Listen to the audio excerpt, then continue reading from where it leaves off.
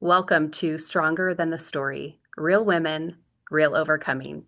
I'm Janae Robinson. This summit is a collection of powerful conversations with women who have faced hard chapters and discovered strength they never knew they had. Because your story may shape you, but it does not decide what rises next. Rebecca Samson is the founder of Into the Mist Hypnosis and a practitioner of Quantum Healing Hypnosis Technique, QHHT, Reiki, and transformational coaching. She helps individuals access and shift the subconscious patterns behind emotional, physical, and behavioral changes, focusing on the root cause so lasting change can occur. After experiencing a 325-pound weight loss through deep internal transformation, Rebecca now guides others to reconnect with their inner clarity and create lasting, meaningful change from within. Welcome, Rebecca. Hello. I'm so happy that you're here. That brings tears just in the beginning. Oh my gosh. Yeah, some big things. Oh, yeah. Yeah, some big things in life. I'm really happy to have you. Well, I'm very grateful to be here. Thank you. Awesome.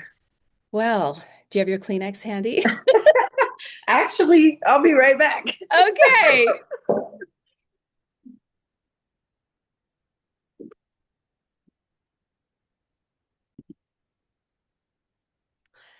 All right. So tell me, what is the most common lie that women believe about themselves?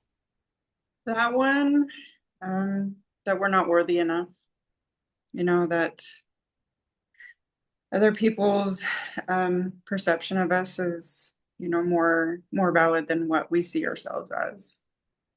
So, but yeah, we tend to feel like we're not worthy enough of, such a powerful love, unconditional love, and that can be pretty rough. Like it can cause put a lot of blocks in our paths, and yeah,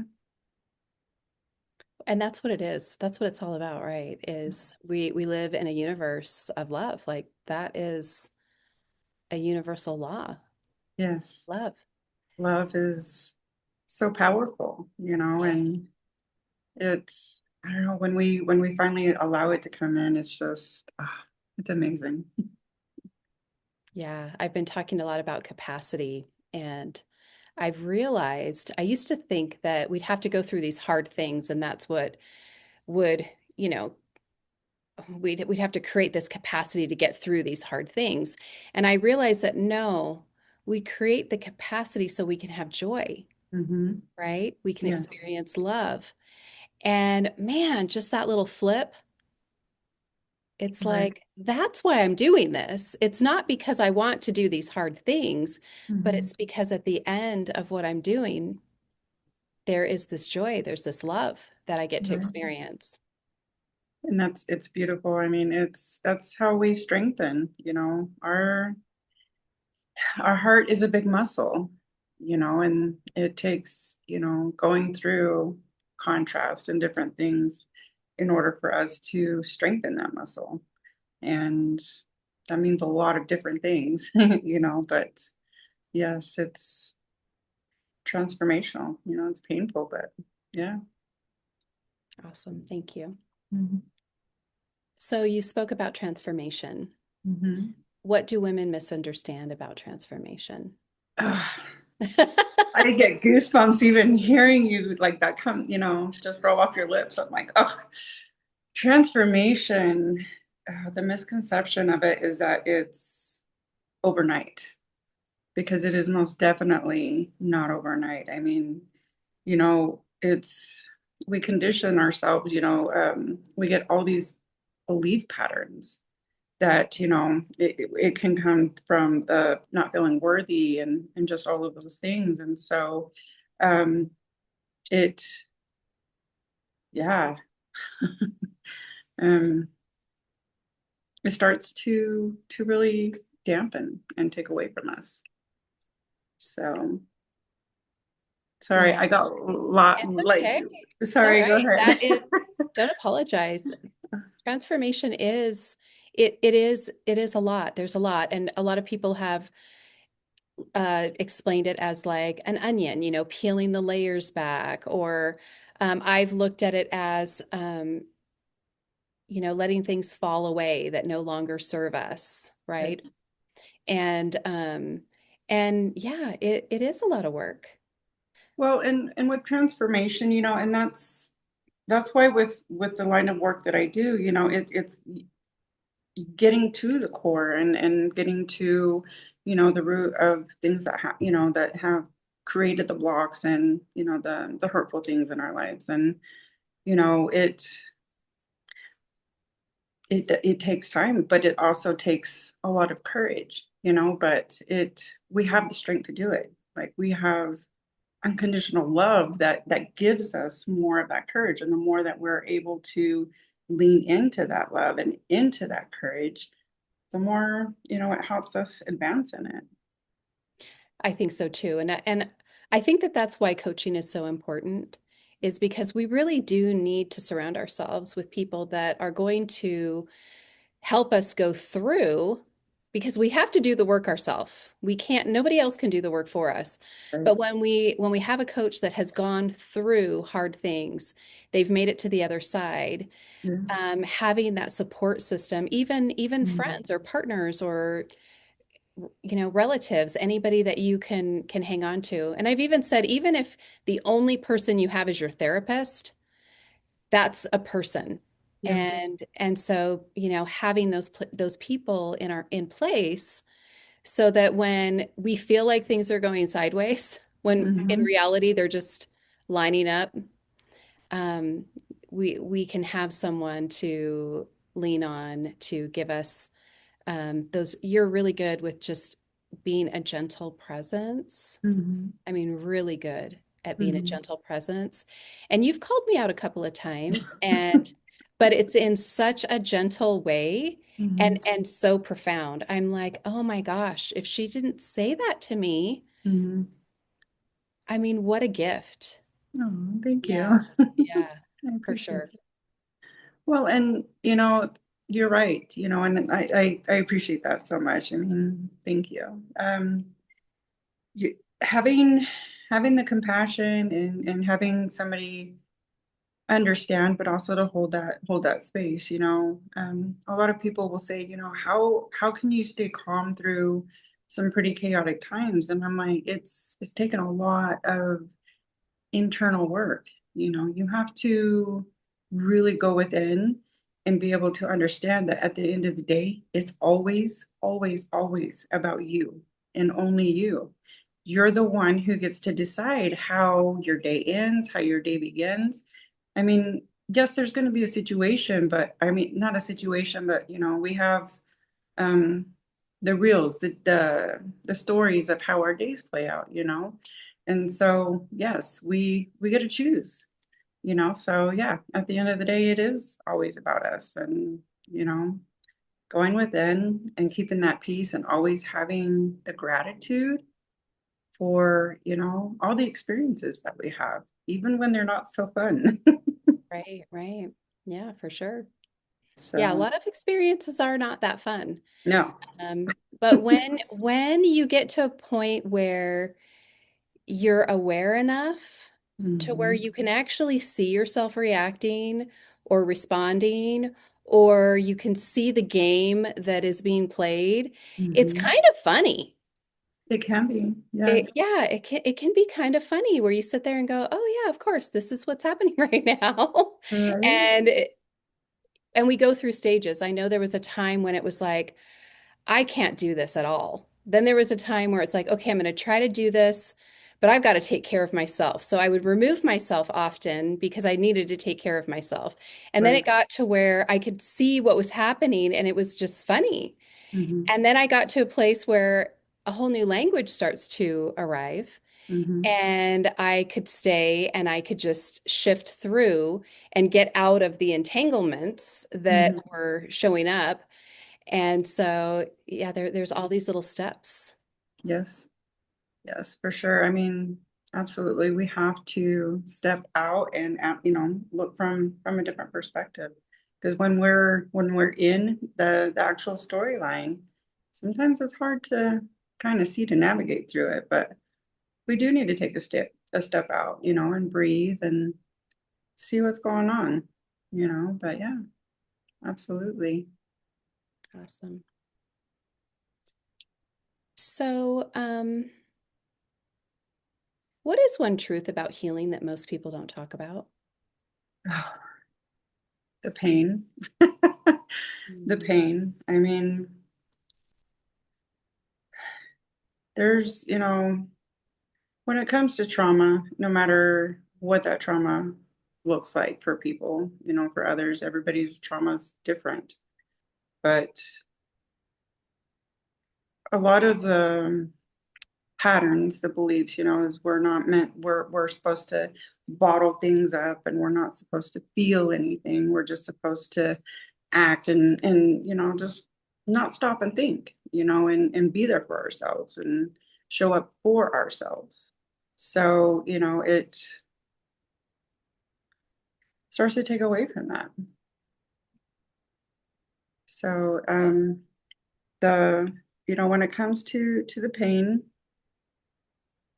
having, again, that's why, having the coaching helps, is because when we're not used to dealing with the pain and actually sitting through it and analyzing, why am I feeling this? Why is it affecting me this way? It can be, it can come to a very dark place, dark night of the soul. We've heard about dark night of the soul. And man, Or we've lived it, right? or we've lived it several Yeah. times, I mean, for some, it's everybody's journey is different, but yeah, being, having people there to help understand what that pain is and to help guide them through it and help them understand, they're never alone, never, and even though our own journeys are different, they're also similar, we share compassion, we share, love, we share all of those emotions. And so yeah, it's the hurt is the hardest part for people to want to admit to or even face. But the Yeah, I thing think is that's true. once you get there, it's so different. Oh my gosh, yes. So true. Well, Mm. and I think that there are some people that have been raised to be tough Yes. or to, like you said, just don't say anything about it. Just keep it to yourself. Nobody wants to know. Nobody wants to hear. Nobody cares. Hmm. All of these stories that, or records that aren't even our voice. And that can block us from Yes, getting to the other side. for Yeah. sure, for sure. Yeah. I love that you said that because I mean, you're that is so true. It's speaking our truth, Um, we we bottle things up and it just our bodies will store it, our bodies will store it. And then we wonder why, we don't feel good. Why are we tired? Why am I so ran down? Why am I burned out? Why this and why that? Burnout stems from trying to people please, or, if you wake up and hit the ground running without, setting your intentions for what you want for yourself and, how you want your day to play out and what you truly, truly want, that makes you happy. If you just hit the floor running and it's just go, go, go, go, go, go, yeah, you're going to get your burnout. You're going to do your people pleasing and you're going to feel drained, Yeah, we and lose our authenticity, don't we? yes, yes. And that is so important for us to hold on to because, I mean, personally, you know, the more authentic, the more authentic I am and the more I stand in my power, you know, the more I attract the same type of energy, and that helps when we talk about, the different scenarios of what's going on around us. It's the same thing, when we know where our vibration is, where, our thoughts are and things like that, then yes, we're attracting that same type of people. And so it helps see things in a more clear aspect, you know. It's like, okay, well, I'm mirroring these people just as much as they're mirroring me. So, you know, where do I need to clean up my vibration, or where do I need to shift my vibration if I don't like what what I'm experiencing? So, And a lot of people can get stuck there. I know I was stuck there for a long time. It was like, I don't know what to do. I have no idea. And again, mhm, that's where coaching, because the answers are there. And when a coach can drop those little seeds of awareness, and then all of a sudden you're like, oh my gosh, there is another way. yes, There is another way. I yeah. just have to get out of the way. Absolutely, we all do. But I love that you said that because it's true. I mean, you know, we all have the answers. We all have the answers. And that's, it's quieting our mind and allowing ourselves to be in that space and allow those, those pure thoughts to come through and the authenticity of it all. So, yeah. For sure. Well, tell us about your weight loss journey.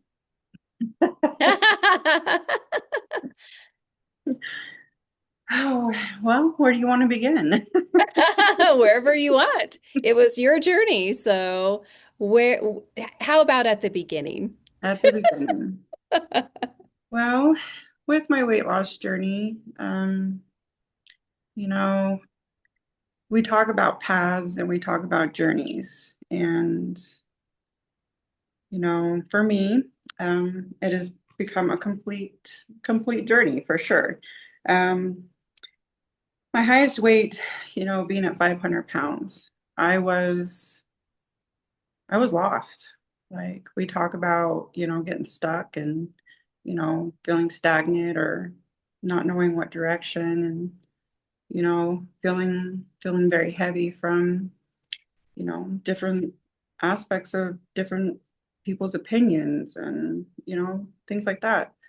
But we talk about layers, peeling layers like an onion, Getting up to 500 pounds was people pleasing. It was, always making sure I always trying to please everybody else, making sure everybody else is happy. You know, it didn't matter. I wasn't filling my cup. It was always about filling everybody else's. And, of course, there's the trauma. There was sexual trauma starting from, age 4 and, just different things like that. And it all just accumulated and bottled up into this person that was not happy, didn't feel like they had a purpose to be here other than to, be miserable. And that's it was protection is, from all the trauma that was going on. Because I can even tell you, like, as I'm shoving food in my mouth because being so upset and angry about all these different things, I'm, shoving food in my mouth and I'm telling myself, um, you know, this will stop from guys wanting to hurt me or from people wanting to take advantage of me or, just all these things. These were thoughts that were actually going through my mind, or if I eat enough, then I'll eat myself to death and then I'll just die and I don't have to go through all this anymore. And 500 pounds later, I go to the doctor and they're saying, okay, look, you're going to die in within 5 years. You've got 3 children. What do you want to do? Do you want to be there for your kids? You're a single mom. Do you want to be there for them? Do you want to be around or do you want to, do something about this? And so, I did make the choice to have a gastric bypass, but and it did help. It helped create a tool to help slow down the ballooning of so much weight. And then so you do the gastric bypass and then it's like what people or what I didn't think about was how hard mental wise it was going to take to change a whole lifetime of eating patterns and belief patterns and all these different things.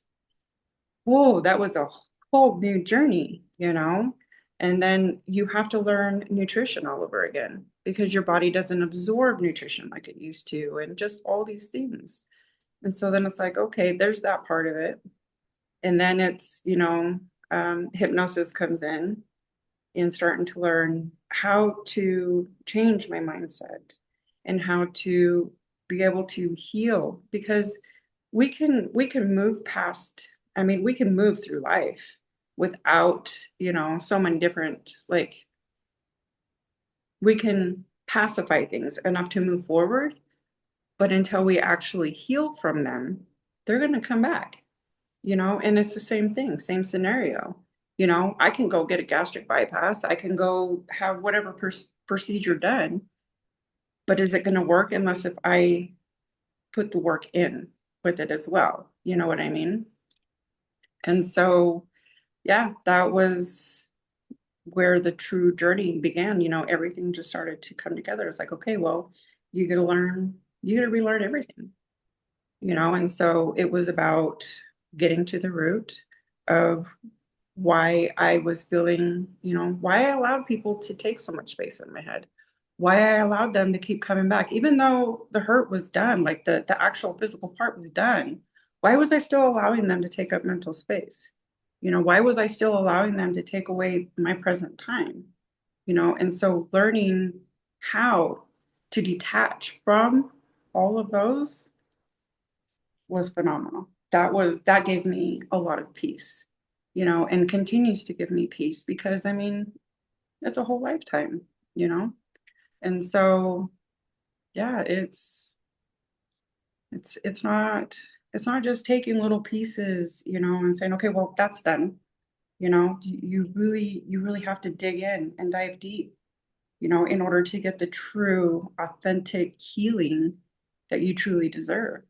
And that's, you can't, it's not a quick fix. It's not going to the doctor and getting a pill or, anything like that. I mean, I've done all that. I did the pills. I did all those things. But the true authentic outcome, losing the 325 pounds, going from being a type 2 diabetic, having to take medication for it, high blood pressure, high cholesterol, having just a handful of different medications, and them telling me this is what's going to help keep you alive, and it wasn't, it's doing the work, it's showing up, it's being present, it's being mindful, it's being in awareness, it's loving myself and not letting what the outside world thinks of me getting here and take away right here. So, but yeah, Yeah, those are some milestones for sure. yes, for All of sure. those are milestones for sure. And I can tell how much work that you have put into your life just through that little snippet, right? Of I don't know how long it took for you to So lose the weight. we're at 13 years now since Okay. the actual procedure. Yeah. Yeah, they called me and said, Rebecca, we have you a surgery date, but it's the day before Thanksgiving, but we're sure you're not gonna want that. And I was like, oh no, we want it. I was like, yes. I said, I can have an early Thanksgiving. It will be my last huge feast, Yeah. as this other person, as this 500-pound person, and start my whole new life. You know, I knew I was going to start a whole new life, but did I know what that whole new life was going to look like? Not even close. We But never that's do. We right, would do it a lot sooner, I think, if we knew. right, I mean, that's what I think. I think, oh my gosh, what a late bloomer I am. Why didn't I do this earlier? Why didn't that stuff that I was, Louise Hay and Tony Robbins back in the 90s, why didn't that hold then? right. And so, but we have to be ready. It's one step at a time. Right. And I wasn't ready for that back then, obviously. I wasn't ready for it. And even just getting ready for it took some work, Oh right? yeah. Well, Yeah. it's all about alignment. I mean, it's energy. You know, I love listening to Abraham Hicks. You know, she talks about you can't tune in to one radio station and pick up what you want to hear. And, you know, if you're not tuned into to the right station. And it's like that is rings true in so many different aspects, you know, but yeah. For sure. For sure. I love me some Abraham too, for Yes. sure. So losing the weight, it's visible, right? Yes. So what was happening internally that no one could see as you were dropping the weight? Oh, well, internally, it was a struggle because it's an identity change, you know. I kind of want to say identity crisis, but not really crisis. I mean, people might, you know, identify with it that way, but it was about changing a whole identity that had been created, you know. And um you talk about grief. You're grieving a person that, you know, was so hurt and so you know, felt so damaged that, you know, it was like, okay, now it's time to start to break away, you know, all of the hard things. And yeah, there was grief, there was, you know, are you sure you're ready for this, you know, because you're breaking out of a shell that was your protection, you know, and stepping out of the unknown. We all know how that can feel, but this was a true huge, you know, protection shield. And I'm like, okay, well, now it's time to step out of this, you know. Don't be scared now, because you can look back and say, okay, you know, do I want to step back into that body? Do I want to step back into that life? Or do I want to take the chance of knowing that I trust myself enough that I can actually transform into something better, you know, or not really better, but you know, something different, something more uplifting, something that makes me more happy, especially now that I know that my old self doesn't define who I am. The things that I've been through were meant to help me grow and learn. They were meant to be experiences, not life sentences. And so now, you know, now that I know that, and I can, you know, I know the fulfillment. I know the gain from it. I know like the peace that it gives. And so it's like, okay, let's keep going, you know. Definitely gives me the motivation. Yeah, and I can hear a lot of vulnerability with that, those conversations that you had with yourself, Oh, yeah. because especially the protection, right? Letting go of the protection, it just leaves you open and vulnerable to all sorts of things, right? Oh, yeah. I mean, you know, we when when I look at, you know, not just my own journey and the things that I've experienced, but just when we're born, you know, into the families that we are, it's supposed to be safety. You know, we look at our parents like this is a safety and this is, you know, they're guiding us, and not just our parents, but you know, whoever's meant to be there to help raise us. And when you don't feel safe in an environment that you're, you know, a child and vulnerable, then you know you do start to show that stuff up at a very early age. And so yeah, it you put barriers, you put walls, you put everything you can, you know, and that becomes your temple. That becomes, I mean, yes, our bodies are our temples, you know, these are our structure, you know, this is us. But well, it's, you know, it's our shells, but when you literally have to build so much just to feel safe, just to feel safe. Yeah, it's really, you know, it can be really hard to open up that space, you know, Yeah. because you're right. You're allowing, you know, you're opening up your heart space, keeping that open and saying, okay, you know, how much did, you know, I asked myself, you know, how much did you learn? You know, where's your trust at? But my trust is always there. You know, it's Yeah. the more I step into it and the more I accept it and the more I know it, the more it builds. And it sounds like a nervous system change as well, Oh, for right? sure, for sure. Yeah. I mean, our bodies store all of, all the memories.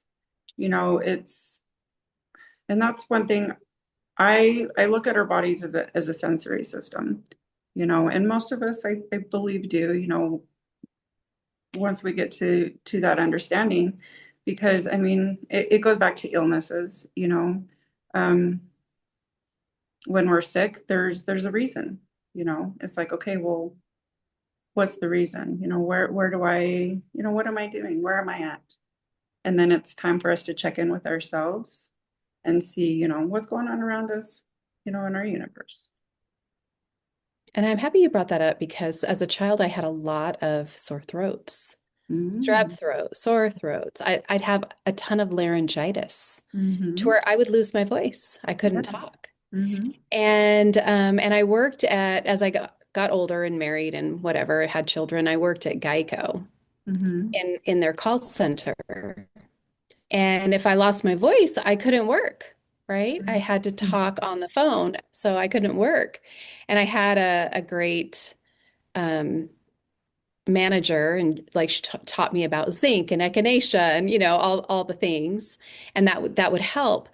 But it wasn't until I moved to Idaho, and I had a friend at the time who she made me this crystal necklace, and it just kind of landed right on my throat. And I had a client that would come in and she would say, I swear, I think that crystal's healing your throat chakra. I just have a feeling and even now she'll say, remember that crystal that you used to wear? I swear that healed your throat chakra. And it's like I was so out of alignment, so into people pleasing, so into I have to protect myself, Right. and having no voice, Mm-hmm. you know? And so Absolutely. I really encourage listeners who are experiencing illness or chronic things, or even things that from Mm-hmm. childhood that just have never gone away, Mm-hmm. to ask those questions and even dive into hypnosis, Yes. because that is an incredible journey. Mm. I've done hypnosis with you. Yes. And I remember when we were done and you were like, I have no idea what's going on here. Like everywhere we went, this is what was happening. And I was like, that's my victim mentality. Like I knew exactly what it was. Mm-hmm. And that's my victim mentality. That's where I'm stuck. Mm-hmm. And so I've learned that I need to create momentum. And Mm-hmm. that's one of the reasons why I started doing the summits. Last year was the first one that I did. This is the second one that I've done because I wanted to create something that took a long time. I start these in January, sometimes even December, thinking about the theme and trying to figure out who is on my list that I would love to interview, and then asking everyone, and then coming up with all the questions and setting up the interview times.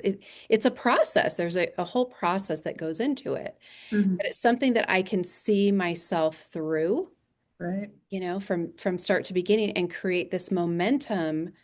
I guess I can share with everyone my victim mentality is waiting and wishing. I'll Mm-hmm. just wait. Oh yeah, I'll wait, I'll wait, I'll wait. And with something like this, you can't really wait. Right.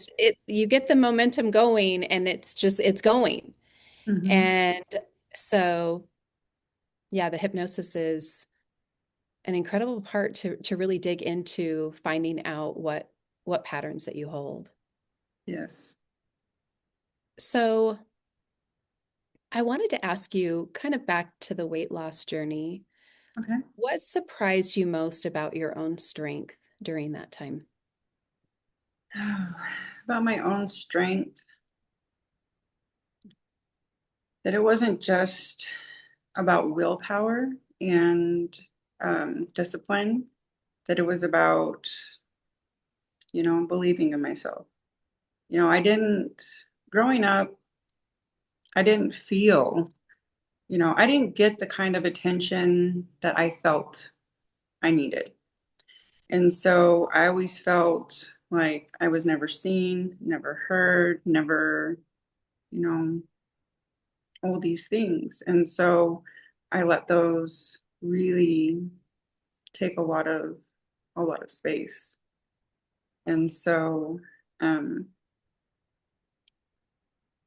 yeah, the being able to stay disciplined it's been huge for me, but that comes with the inner strength, being able to dive in and believe in myself enough. It doesn't matter if anybody else believes in me.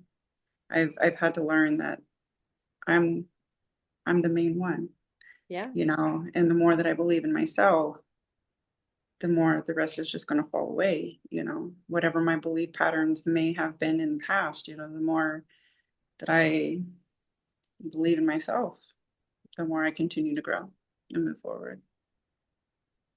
Thank you. Hmm. And you did bring up safety. So, what did safety mean to you then? And what does safety mean to you now? Because, you're Uh, 13 years out.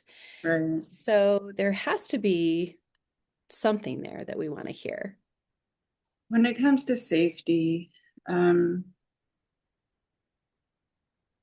you know, when you're a little girl, you're not you're not meant to feel, when you're at home with your family, you're not meant to feel like you're in fear for your life or, anything like that. And so feeling safe for the first time in my life here now, is finally at that point, for the first time. I'm almost 50 years old. And to be able to actually feel safe, and know what that means is phenomenal. When I look back at my life patterns and, experiences from the time I was a child and even into adult, I, you know, you look at self-sabotage, because a lot of it was self-sabotage, but then it's also protection, and so it's like, I don't know, now, I care about myself. I love myself. I care about how I feel. I care about, you know, how I look to myself, not to others, but to myself, because it matters. It matters to me. And that's the most important thing. Yeah. And I love that you said about safety to know what that means, Yes. right? Yes. I mean, everybody has their own perception about what safety means, but when we lay our head down at night and we go to sleep, we want to be able to sleep peacefully and know that we're okay, and that when we wake up the next day, it's going to be a bright new day, and we're going to make a decision of how that day is going to go, not worrying about what's going to happen in the night, if somebody's going to hurt you or take something away from you, or different things like that. I mean, it's so many things. Safety, safety is important, very important. Yeah. Safety is a brain state. Yes, And according to conscious discipline, it is the red zone. yes. And if we don't have safety, we're not going to be able to even have language sometimes. Mm, And then we're not going to be able to get into the higher levels of the brain, the prefrontal cortex, to even solve a problem. right, We're literally just in survival. right. Survival mode, yes. Survival, Hmm. right? And it's really tough to make changes in your life if you're not feeling safe. For sure. Yeah, That's number one in my book. With my clients, it's like, are you safe? Are you safe to have conversations with these people that you're in relationship with? Because if you're not safe, don't have the conversation. Get right, safe first. right. And finding that safety within ourselves. That's what you've done. Right. You found Well, safety within yourself. exactly. And, there's so much that comes with that. And I'm so glad that you went into more detail with that because, when it comes to like what I mentioned about my body being like a sensory system, um, people will ask, well, how do you know? How do you know? And, how do you know if you're in a situation and if you don't feel, how do you know? And it's like, okay, well, you listen to your body. If I'm, conversating with somebody and I don't feel safe, I notice my hand will go over my stomach. And people like for a long time I didn't notice it. And people would ask me, why are you covering your stomach? And I'm like, and I'll notice and I'm like, ooh. And so that's my subconscious also interacting with their subconscious saying, okay, there's something that you need to pay attention to, and so I have learned to lean into that so much because of the safety and because of the survival. When we do live in survival mode, we do look for every avenue of safety that we can find. I mean, literally, because of the fact that you know, we want to feel safe. So yeah, I've tuned into a lot of the experiences, my body saying, okay, why am I feeling this? It's not only about the illnesses, but it's also about, the experiences, what other people's intentions are, if that makes sense. Yeah. I know for me, I'm really big on sensation as well, and I listen to Hmm. my body. And I got to a point where if I would feel a sensation, I would literally just stop and say, "Okay, what's going on? Hmm. Where am I? What am I thinking? What are we talking about? Who am I Right. with?" Hmm. And I had to really assess, and you can do that in nanoseconds in your Right. mind. Hmm. Um, and then sometimes it's like, wow, I really don't want to be hearing this, or I Hmm. really don't feel comfortable in this environment, not sometimes not even knowing why. Hmm. But I would learn to I have to take care of myself. I need to go regulate. Hmm. And so sometimes, I mean, I would say the silliest things like, "Oh, I think I left my curling iron on. I gotta go." Hmm. Or, "Oh, shoot, I have this going on. I gotta go." And I would just like run out of there, because it was like I didn't at that point I didn't want to say like, I'm feeling kind of weird. I think I need to go regulate. And sometimes I have said that like, well, this is kind of weird right now. I think I'm dysregulated. Let me Hmm. regulate and we'll finish this conversation later. And sometimes people are like, okay. Like, So and is others there, who know are yes, like, yes, go, go, right? absolutely. I mean, our energy, like when we are tuned into it and we start to understand it and connect with it, it definitely guides us in so many different directions. And it's like, I like this. I don't, it definitely makes things flow a lot easier instead of having so much resistance. Oh my gosh, yes. Well, I had a lot of resistance. I used to want to be the first one at an event or a Hmm. party or whatever, and the last one to leave. That was me. I was there the whole time. And I had to finally tell myself, Janae, you don't have to be the first one there and you don't have to be the last one to go. Just Hmm. kind of choose your time. Right. And then it's okay to be fashionably late. It's Hmm. okay to leave early. It Hmm. really is okay. What are they going to do, right? What's going to happen? Absolutely. Nothing. Nothing.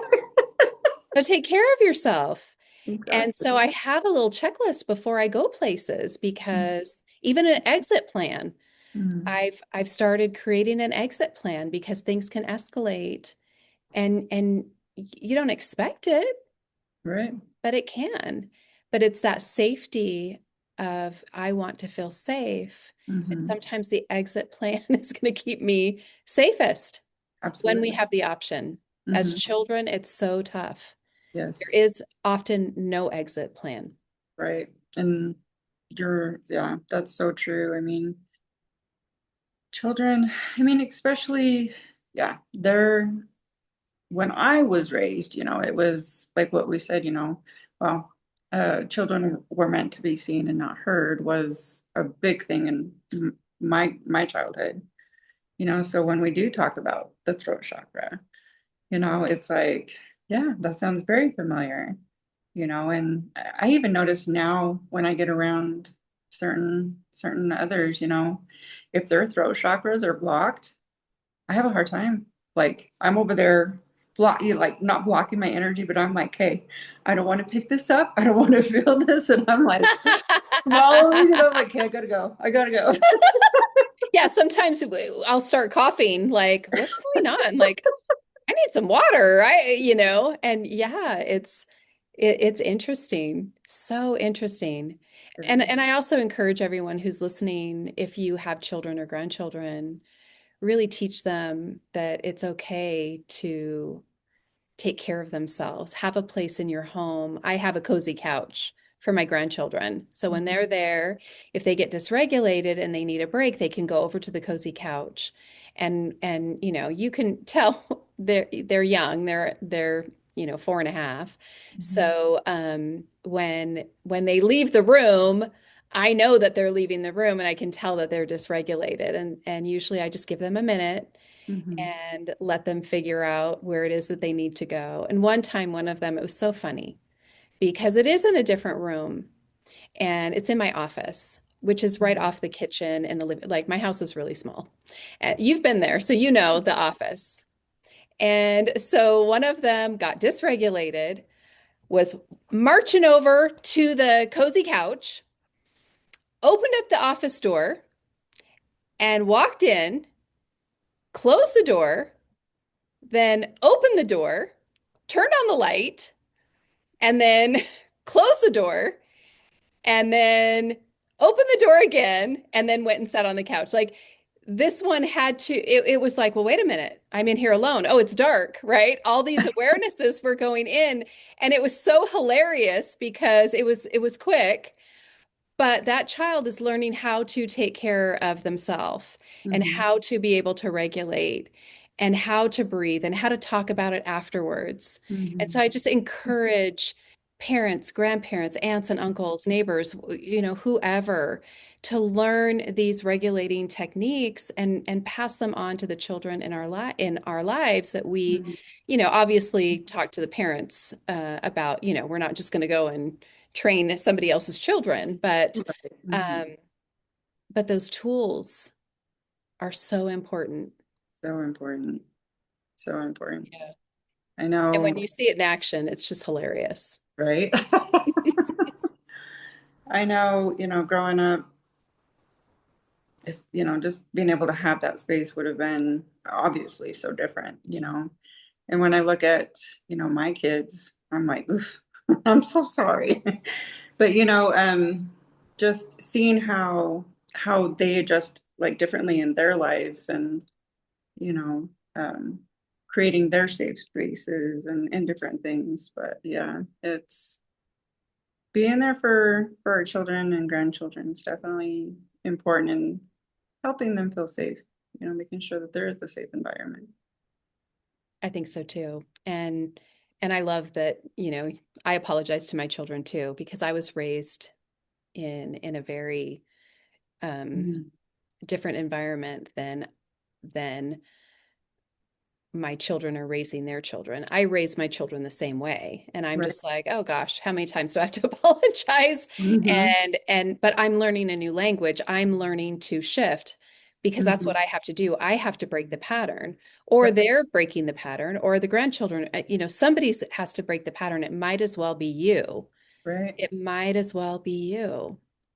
Hmm. And Seeing so, that, yeah, yeah, that's that's awesome. where the ancestral healing, really comes in. I mean, I love ancestral healing personally, but yeah, they're like through the trauma that I experienced, I mean, with any of us, I held so much resentment towards my mom and just my parents in general, because I was like, how could you do this to me? And how could, and I was just in such a victim mentality that I couldn't see anything else, you know?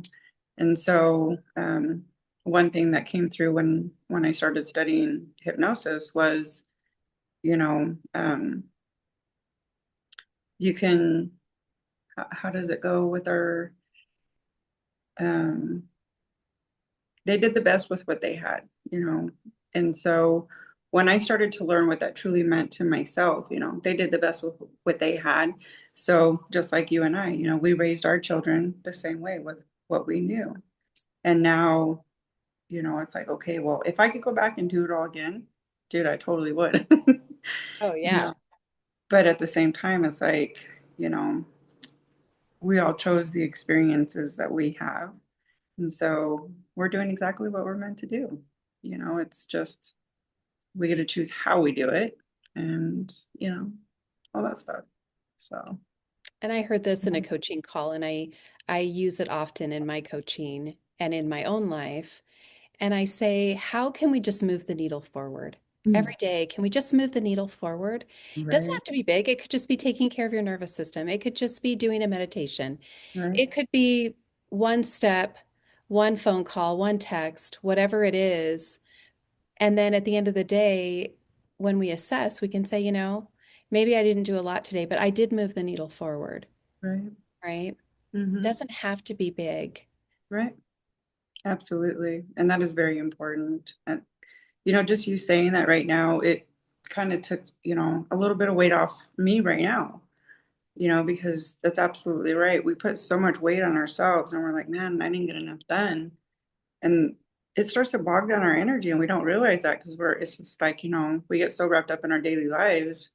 But when we give ourselves that credit and that validation, like you just did, it's like, you know, gives you that little bit of Yeah, breath. yeah, I got one thing, you know, one thing that made me feel good. And good. that's, you know, yeah. So Yeah, thank you. we're moving the needle forward, and that's Absolutely. important. Yeah. So after such a profound physical shift, Hmm. how did you meet yourself again? You kind of touched a little bit upon that earlier, Hmm. but I'd like a little more detail in that. Mm. How did I get in touch with myself? Um, you're gonna go back into Dark Night of the Soul. I mean, you know, there was a lot of times that suicide would always come through. You know, it was, you know, I was so unhappy. I really didn't want to be here anymore. You know, I didn't want to deal with all the hurt, all the pain, you know, that I had carried from all the things that had happened. And so I really didn't, you know, didn't feel like I really had a purpose, like I mentioned earlier.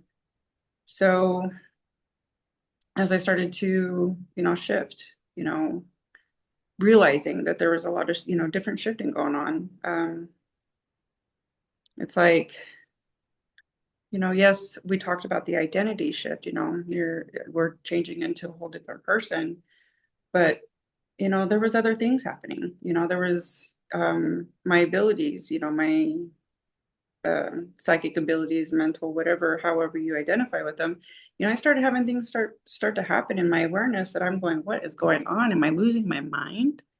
You know, you're hearing voices, you're hearing people having conversations that aren't there, you're hearing music that is not even there, you know. And so it's like, okay, what's really going on, you know? And